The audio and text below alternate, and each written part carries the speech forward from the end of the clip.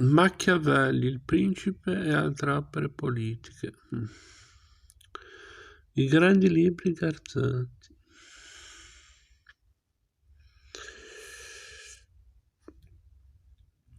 Questo è il 174 di questa collana. Niccolò Machiavelli, Il principe e altre opere politiche. Descrizione del modo tenuto dal duca Valentino nell'ammazzare Vitellozzo Vitelli. Oliverotto da Fermo, il signor Pagolo e il duca di Gravino Orsini. Discorsi sopra la prima deca di Tito Livio. La vita di Castruccio Castracani da Luca. Introduzione di Delio Cantimori. Note di Stefano Andretta.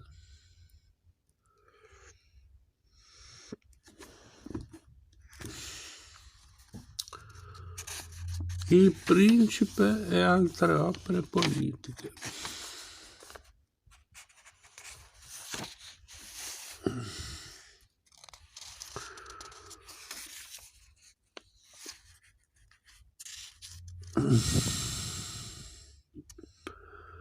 Prima edizione ottobre 76, settima edizione aprile 87. Nota a cura di Stefano Andretta.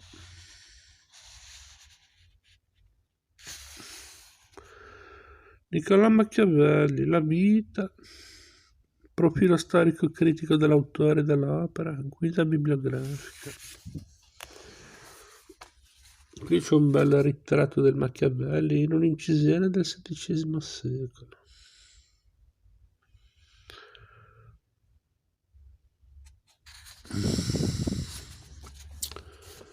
La vita e l'opera. Niccolò Machiavelli nacque a Firenze nel 1468 da antica famiglia, originaria di Montespertoli.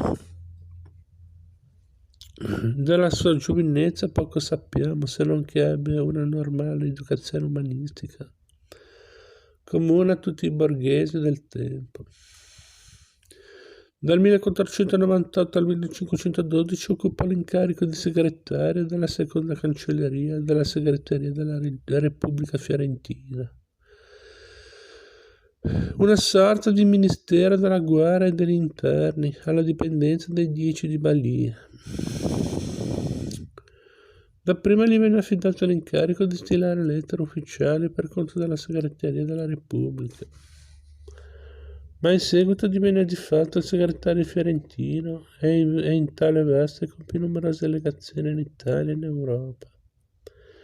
Nel 1500 fu mandato a Pisa per sedare una ribellione di soldati mercenari. Si recò quindi in Francia, alla corte di Luigi XII, dove poi ritornò altre 3 volte, dal 1504 al 1511, allo scopo di perorare la causa del suo governo.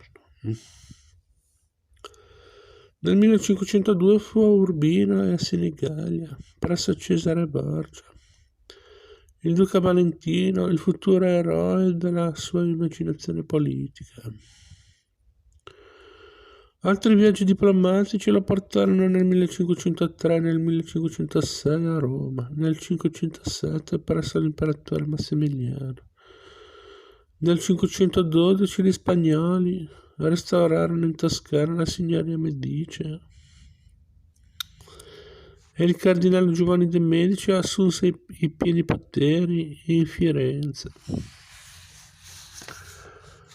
A ciò fece seguito l'immediato allontanamento di Machiavelli dai pubblici uffici, nonostante l'atto di sottomissione che egli si era abilmente affrettato a formulare.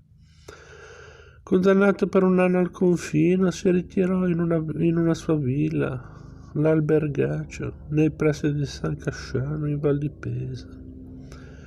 Qui, pur mortificato in un malinconico isolamento e forzatamente lontano dalla politica attiva, seppe reagire allo sconforto e impiegò gran parte del suo tempo a redigere le sue opere più importanti, tra cui Il Principe.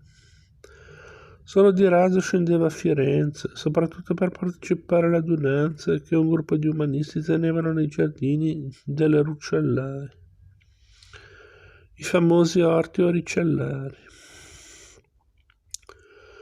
Per il resto la sua vita era quella dell'albergaccio, divisa fra l'ingagliofimento rusticano e la privata esaltazione umanistica, come egli stesso spiega in una notissima lettera all'amico Francesco Bettori. In lui, tuttavia, non era ancora spento il desiderio di fare ritorno ai pubblici uffici. Nel 1519 redasse un progetto di riforma costituzionale. Nel 1520 ricevette l'offerta di scrivere una storia di Firenze per iniziativa del cardinale Giulio de' Medici. Nel 1525, infine, divenne segretario della magistratura e dei procuratori delle mura. Morì l'anno in cui la Repubblica fu ricostituita a Firenze. Inutilmente aveva tentato di riottenere il suo ufficio. La collaborazione prestata negli ultimi tempi alla signoria lo aveva messo in sospetto presso il governo repubblicano. Le opere politiche del Machiavelli comprendono innanzitutto le legazioni, le commissarie, gli scritti di governo, tuttora in corso di pubblicazione. Vale a dire tutta la corrispondenza diplomatica intercorsa nel periodo 1512 fra lo scrittore in missione e la segreteria del governo repubblicano. Nello stesso periodo sono i trattati, gli abbozzi od opuscoli, che costituiscono il primo tentativo di mediazione storica a cui il Machiavelli sottopose la propria prassi politica. Del modo di trattare i popoli della Valdichiana ribellati, 1502. Descrizione del modo tenuto dal duca Valentino a nello ammazzare Vitellozzo Bitelli, Oliverotto da Fermo, il signor Pagola e il duca di Gravino Orsini. 1503. Rapporto delle cose della Magna, 1508. Ritratto di cose di Francia, 1510. Ritratto delle cose della Magna, 1512. Al periodo dell'esilio campagnolo appartengono i più noti capolavori del Machiavelli. Discorsi sopra la prima decada del duca Livio, di Tito Livio, 1513-21. Il principe, 1513. Dell'arte della guerra, 1519-20. Nei discorsi concepiti come commento puntuale alla narrazione liviana e disorganicamente composti in 3 libri, l'accento è posto sull'origine, l'organizzazione e la decadenza di uno Stato la cui forma privilegiata sembra essere quella repubblicana, armonizzatrice delle tendenze e degli interessi particolaristici. Del Principe ha scritto in 26 piccoli capitoli dedicati a Lorenzo di Piero de' Medici, duca di Urbino. Le rivoluzionarie intuizioni del Machiavelli puntano soprattutto a mettere in luce l'indipendenza delle categorie dell'utile e del pratico rispetto a quella ideale del principe.